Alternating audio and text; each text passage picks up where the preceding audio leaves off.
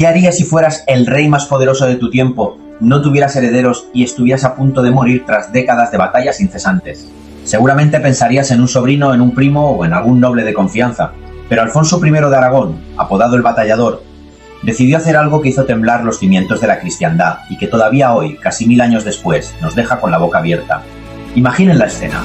Un guerrero formidable que ha reconquistado Zaragoza y ha puesto de rodillas a los imperios más temibles de su época, decide en su lecho de muerte que su reino, sus castillos, sus ciudades y sus gentes no pertenecerán a ningún hombre, sino a una sociedad secreta de monjes guerreros envueltos en el misterio. Sí, estamos hablando de los caballeros templarios. Este es el relato de una decisión que nadie pudo entender, de un testamento que casi borra del mapa 2 naciones y de cómo un grupo de monjes con espada estuvo a punto de gobernar media España. Prepárate para un viaje por el acero, la fe y la traición, porque hoy en España Verso vamos a desentrañar el enigma del testamento que pudo cambiar la historia del mundo para siempre.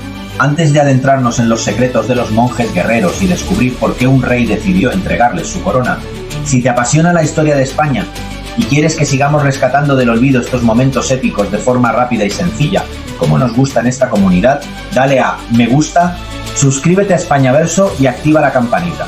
Tu apoyo es fundamental para que podamos seguir desgranando la historia, analizando cada detalle de las grandes hazañas y los conflictos internacionales que definen nuestro pasado. Al suscribirte, te unes a una comunidad que, al igual que los grandes seguidores de la historia, busca entender de dónde venimos para saber hacia dónde vamos. Para entender el testamento de Alfonso I el Batallador, primero tenemos que entender quién era este hombre. Alfonso no era un rey común, era un cruzado en su propia tierra. Durante el siglo XII, la península ibérica era un tablero de ajedrez sangriento, donde los reinos cristianos y los imperios almorávides se disputaban cada palmo de terreno. Alfonso I se ganó su apodo a pulso. Fue un monarca que pasó más tiempo en una tienda de campaña que en un palacio. Su obsesión no era la diplomacia ni el lujo, sino la reconquista. Bajo su mando, el reino de Aragón se expandió de una forma asombrosa, tomando ciudades clave como Zaragoza en el 1118, un hito que cambió la balanza de poder en el norte de España. Pero Alfonso tenía un problema que atormentaba a su corte: no tenía descendencia. Su matrimonio con Urraca de León, una unión que pretendía unificar los reinos cristianos, fue un desastre absoluto marcado por las guerras civiles y la anulación eclesiástica. Sin hijos y con una fe que rayaba en el fanatismo, el Batallador empezó a ver su reino no como una posesión familiar, sino como un instrumento de Dios. En este punto es donde entran en juego los protagonistas de nuestro misterio, los caballeros templarios. Según las crónicas de la época y el interés masivo que despiertan estos personajes, los templarios eran la fuerza de élite de la Edad Media. Habían nacido en Jerusalén para proteger a los peregrinos, pero pronto se convirtieron en una orden militar y financiera con un poder incalculable. Alfonso I sentía una admiración profunda por ellos. Los veía como el ideal del caballero cristiano, hombres que habían renunciado a todo para luchar por la fe. Para el Batallador, los templarios no eran solo aliados, eran los únicos dignos de continuar su obra. En el año 1131, mientras asediaba la ciudad de Bayona, redactó un testamento que dejaría a sus nobles en estado de shock. En aquel documento, Alfonso declaraba que, a su muerte, el reino de Aragón y el reino de Pamplona debían dividirse a partes iguales entre 3 órdenes: los caballeros del Temple, los caballeros hospitalarios y la Orden del Santo Sepulcro de Jerusalén. La pregunta que se han hecho los historiadores durante siglos es ¿por qué? ¿Por qué un rey entregaría su soberanía a unas órdenes militares que, en teoría, debían lealtad al Papa y no a una dinastía local? Algunos dicen que fue un acto de desesperación religiosa, una forma de asegurar que la lucha contra el Islam continuara con el fervor de los monjes guerreros. Otros sugieren que Alfonso estaba profundamente decepcionado con su nobleza, a la que veía como ambiciosa y traicionera, y prefirió dejar su legado en manos de instituciones que consideraba incorruptibles. Pero lo que Alfonso no previó fue la reacción de su pueblo.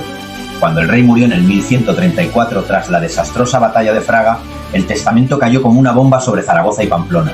Los nobles aragoneses y navarros no estaban dispuestos a ser gobernados por monjes que vivían en Jerusalén o que seguían reglas monásticas estrictas. Ellos querían un rey de carne y hueso, un líder que conociera sus leyes y respetara sus privilegios. El caos fue absoluto. En Navarra, la nobleza rompió la unión con Aragón y eligió a su propio rey, García Ramírez, recuperando su independencia. Mientras tanto, en Aragón, la situación era todavía más dramática. Los templarios, técnicamente, eran los dueños legales del reino según el testamento del Batallador. Sin embargo, los nobles aragoneses se reunieron en Jaca y tomaron una decisión desesperada. Sacaron de un monasterio al hermano del rey fallecido, Ramiro, que era monje, y lo coronaron como Ramiro II, apodado el Monje. Imaginen la paradoja. Un reino legado a los monjes guerreros termina siendo gobernado por un monje que no quería ser rey. Pero Ramiro II tuvo que enfrentarse a una crisis de legitimidad sin precedentes. No solo tenía que convencer a sus nobles, sino que tenía que negociar con las órdenes militares para que renunciaran a sus derechos sobre el reino. Aquí es donde la historia se vuelve todavía más fascinante. Los templarios y las otras órdenes no renunciaron gratis. Se inició un proceso de negociaciones que duró años. Las órdenes militares sabían que no podían gobernar un territorio donde la población y la nobleza les eran hostiles, así que decidieron negociar su salida a cambio de inmensas concesiones de tierras, castillos y exenciones fiscales. Es en este periodo donde los templarios consolidan su enorme red de fortalezas en el Valle del Ebro, convirtiéndose en un estado dentro del estado. El testamento de Alfonso I, aunque no se cumplió de forma literal, permitió que las órdenes militares se convirtieran en los mayores terratenientes de la Corona de Aragón, dejando una huella arquitectónica y cultural que todavía podemos ver en castillos como el de Monzón. Para asegurar la continuidad del reino y solucionar el problema sucesorio de una vez por todas, Ramiro II el Monje tuvo que cumplir con su deber dinástico. A pesar de sus votos, se casó, tuvo una hija llamada Petronila y rápidamente buscó un aliado poderoso para protegerla. El elegido fue el conde de Barcelona, Ramón Berenguer IV. A través de este matrimonio se produjo la unión dinástica que daría origen a la Corona de Aragón, una de las potencias más importantes del Mediterráneo. Lo más curioso es que para que los templarios aceptaran finalmente este nuevo orden, Ramón Berenguer IV tuvo que realizar concesiones económicas y territoriales masivas, cumpliendo en parte la voluntad del batallador de que los monjes guerreros tuvieran un papel protagonista en la defensa de la frontera. Pero la historia de Alfonso I y su testamento también tiene un lado oscuro y legendario que ha alimentado la imaginación popular durante generaciones. Se dice que el batallador, en sus últimos momentos, estaba convencido de que solo una teocracia militar podría salvar a España de los imperios del norte de África. Su visión era la de una nación convertida en una gran orden de caballería. Muchos han visto en esto una premonición de lo que siglos después serían las órdenes militares españolas como Santiago o Calatrava, que fueron fundamentales en la victoria final de la Reconquista. Sin embargo, el gesto de Alfonso I también se interpreta como el acto de un hombre cansado de las intrigas políticas, un guerrero que solo confiaba en aquellos que, como él, dormían con la espada bajo la almohada. La figura de Ramiro II, el hermano que tuvo que sustituir al batallador, también nos dejó una de las leyendas más virales y sangrientas de la historia de España, la campana de Huesca. Se cuenta que los nobles, viendo que el nuevo rey era un monje, intentaron rebelarse y burlarse de su autoridad.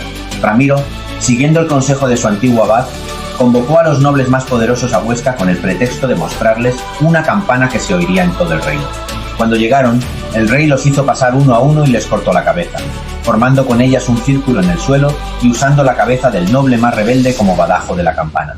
Aunque es una leyenda, refleja el clima de extrema violencia y tensión que generó el vacío de poder dejado por el testamento templario de Alfonso I. Si analizamos este episodio desde una perspectiva moderna, como solemos hacer en España Verso, vemos que Alfonso I fue un visionario incomprendido o un fanático peligroso, dependiendo de cómo se mire.